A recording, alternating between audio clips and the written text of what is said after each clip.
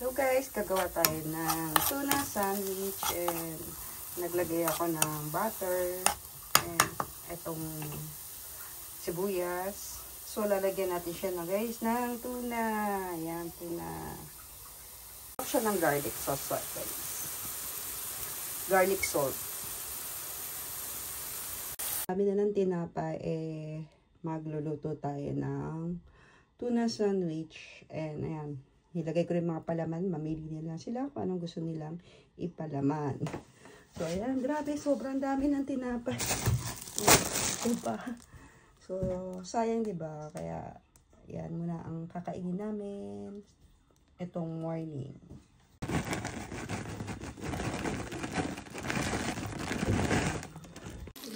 So,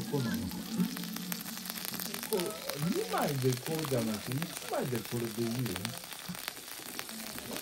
そう？多すぎる。あ、一部？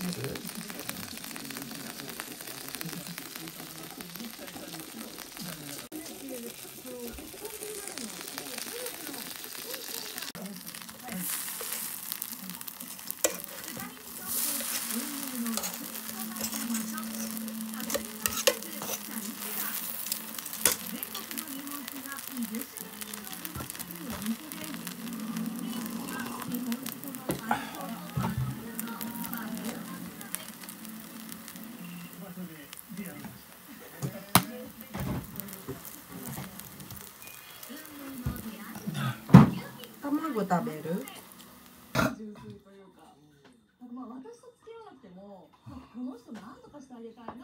炊き込みご飯？